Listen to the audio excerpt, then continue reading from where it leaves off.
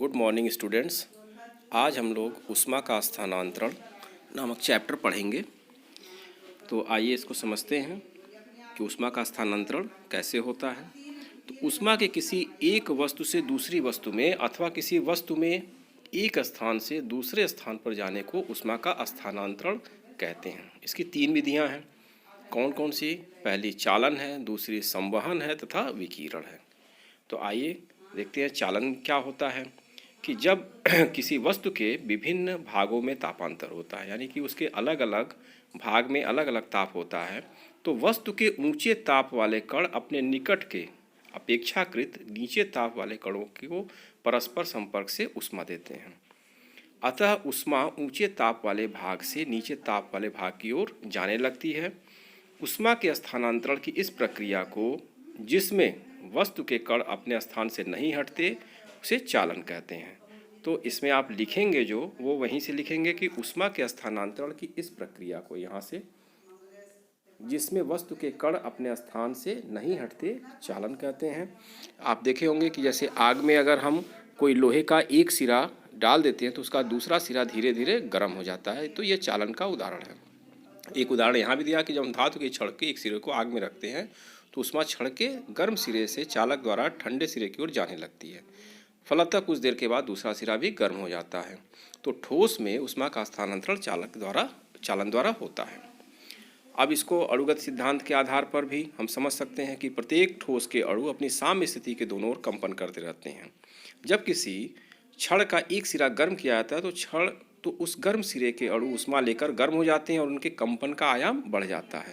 यानी जो कंपन करते हैं उसका आयाम बढ़ जाने से ये अणु अपने समीपवर्ती जो उनके बगल में अणु होते हैं उनको ऊष्मा देकर उनका भी कंपन आयाम बढ़ा देते हैं।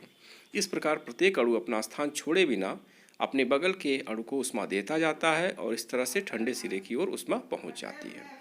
अब आइए समझते हैं ऊष्मा चालकता गुणांक क्या है, कोफिशिएंट ऑफ थर्मल कंडक्टिविटी। यहाँ पे एक चित्र दिया हुआ है, चित्र 2।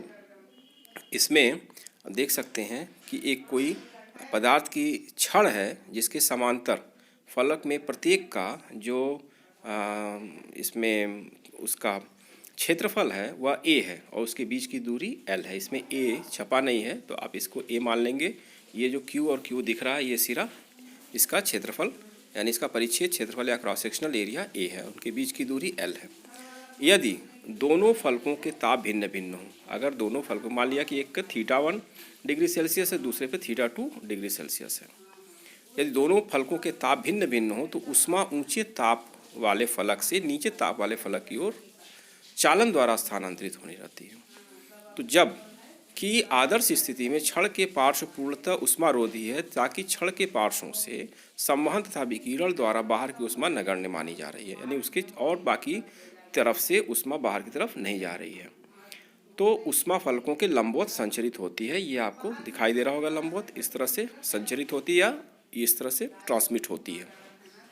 कुछ समय के बाद जब अस्थायी अवस्था आ जाती है तो छड़ के फलकों की स्थिर ताप θ1 से θ2 है।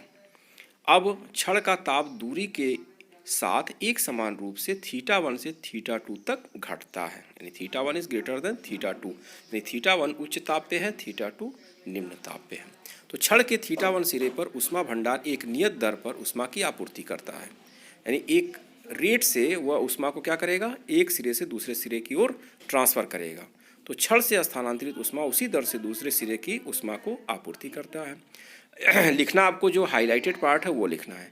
तो प्रयोगों द्वारा क्या पाया गया कि अस्थायी अवस्था में यानी साम्यावस्था में t समय में संचरित होने वाली ऊष्मा की मात्रा q प्रत्येक फलक के क्षेत्रफल a के अनुक्रमानुपाती होता है, यानी a के समानुपाती होगा। दूसरा, फलकों के तापांतर यानी दोनों के फलकों के बीच में जो तापांतर होगा θ1 और θ2 उनके डिफरेंस के यानी उनके अंतर के अनुक्रमानुपाती होगा। समय t के अनुक्रमानुपाती होता है, यानी कितना समय लगा है उसको। और चौथा, फलकों के बीच की दूरी l के व्युत्क्रमानुपाती होता है, यानी कि दूरी अगर ज़्यादा होगी तो ऊष्मा की मात्रा कम होगी। ठीक, तो हम इसको लिख सकते हैं कि Q समानुपाती A θ1 minus θ2 upon L into T, और ये समानुपाती चिन्ह हटा के हम एक नियतांक K को रखते हैं जिसको हम उसका ऊष्मा चालकता गुणांक कहते हैं।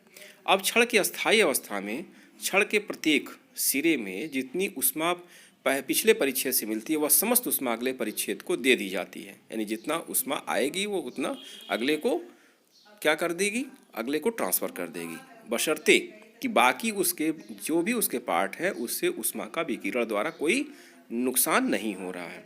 अब प्रत्येक सिरे का क्षेत्रफल अगर हम 1 मीटर स्क्वायर माने, दूरी 1 मीटर हो, तापांतर 1 डिग्री सेल्सियस और 1 सेकंड का समय ले, तो Q बराबर K हो जाएगा। इस तरह से हम K को डिफाइन कर सकते हैं, परिभाषित कर सकते हैं कि किसी पदार्थ का ऊष्मा चालकता गुणांक ऊष्मा की वह मात्रा है जो अस्थायी अवस्था में उस पदार्थ की 1 मीटर लंबी तथा 1 मीटर स्क्वायर अनुप्रस्थ क्षेत्रफल की क्षण में 1 सेकंड में प्रवाहित होती है, जबकि क्षण के दोनों सिरों का तापांतर 1 डिग्री सेल्सियस हो तथा ऊष्मा का स्थानांतरण क्षण के सिरों के लंबवत हो। इस तरह से हम K को डिफाइन कर सकते हैं और इसका मात्रक हम निकाल सकते हैं K बराबर Q into L upon A into θ1 minus θ2 into T।